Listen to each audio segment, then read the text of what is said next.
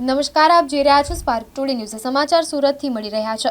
ઇન્વેસ્ટમેન્ટના નામે રોકાણ કરાવી ઠગાઈ આચરનાર આંતરરાષ્ટ્રીય ગેંગ ઝડપાઈ છે. ખોટી કંપનીઓ ઊભી કરી લોકોને શેર માર્કેટમાં ઇન્વેસ્ટમેન્ટ સારું વળતર મળશે તેવી લોભામણી વાતો કરતા હતા. બેંક એકાઉન્ટ તથા આંગડિયા મારફતે રૂપિયા મેળવી લઈ લોકો સાથે દુબઈ ખાતેથી સાયબર ફ્રોડ આચરતા હતા. કંપની તરફથી દર મહિને 7%થી 11% રિટર્ન આપવાની લાલચ આપવામાં આવી હતી. બ્રોન્ઝ, સિલ્વર, ગોલ્ડ અને પ્લેટિનિયમ નામની સ્કીમ બહાર પાડી હતી. 5 લેપટોપ, 7 મોબાઈલ, 40 લાખ રોકડ કબજે કર્યા છે. પોલીસ તપાસ દરમિયાન 235 કરોડના બેંક ટ્રાન્ઝેક્શન મળી આવ્યા છે. 26 જેટલા રાજ્યોમાં ફરિયાદ નોંધાઈ છે. 100 કરોડના આંગણિયા વ્યવહાર મળી આવ્યા છે. સાયબર ક્રાઇમ સેલ દ્વારા 21/6/2025ના રોજ ઉત્તરાયણમાં એક ઇનોવેટિવ ટ્રેડિંગ આઈબી ટ્રેડ તરીકે જે ઓળખાય છે, Pragati park Pragati IT park VIP circle પાસે ત્યાં એક સાયબર ક્રાઇમ દ્વારા રેડ કરવામાં આવી હતી. અને આ રેડ દરમિયાન કે આઈબી ટ્રેડ અલ્પેશ વઘાસિયા, વિશાલ દેસાઈ અને જરીન ગોસ્વામી દ્વારા ચલાવવામાં આવ્યું હતું.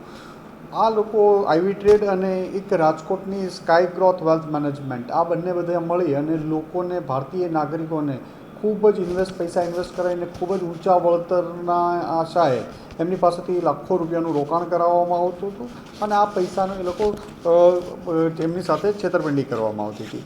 એક મલ્ટી લેવલ માર્કેટિંગ MLM જેવી આ રોકાણની એક સ્કીમ હતી અને આમાં ખૂબ જ મોટા પ્રમાણમાં ટ્રાન્ઝેક્શનો મળી આવ્યા હતા, જેમાં 7%થી લઈ 11% જેટલું મંથલી વળતર, એટલે કે માનો કે તમે 1 લાખ રૂપિયા રોકો છો તો તમને એક વર્ષમાં 84,000 એટલે 100% રિટર્ન્સ, અને બીજો 11% એટલે કે 125% જેટલાથી ઉપર તમને રિટર્ન્સ દર મહિને આ લોકો આપતા હતા.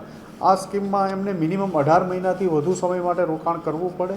અલગ અલગ એમણે સ્કીમ પણ કાઢી હતી કે જો ઇન્વેસ્ટમેન્ટ $25,000 કરાવશે તો એને બ્રોન્ઝ કેટેગરીમાં રાખવામાં આવે, $50,000 કરાવે તો એને સિલ્વર કેટેગરીમાં, $1 લાખ કરાવે તો ગોલ્ડ, અને $2,50,000 પ્લેટિનિયમ ડોલરનું ઇન્વેસ્ટ કરાવે, $2,50,000 તો એને પ્લેટિનિયમમાં રાખવામાં આવતા હતા. આ લોકોમાં જે તપાસ દરમિયાન સુરત સાયબર ક્રાઇમ સેલ દ્વારા 3 લોકોની મુખ્ય જે આ ધંધો સંભાળતા હતા, ડેનિસ ઉર્ફે હિંમત નવીનચંદ્ર ધાનક, જે રાજકોટનો રહેવાસી, 150 રિંગ રોડ પર એની ઓફિસ છે, એ એના ફાધર નવીનભાઈ અને એના ભાઈ સાથે મળીને આ ધંધો ચલાવતા હતા. એની સાથે અલગ અલગ સુરતના જે આગળ મેં 3 નામ આપ્યા એ લોકો ઉપરાંત જયસુખ પટોળિયા અને યશ રામજીભાઈ પટોળિયાનો પણ એક ડમી પાબીઓ સોલ્યુશન નામનું એમનું એકાઉન્ટ ખોલાવી એમના એકાઉન્ટોમાં કરોડો રૂપિયા લેવામાં આવતા હતા.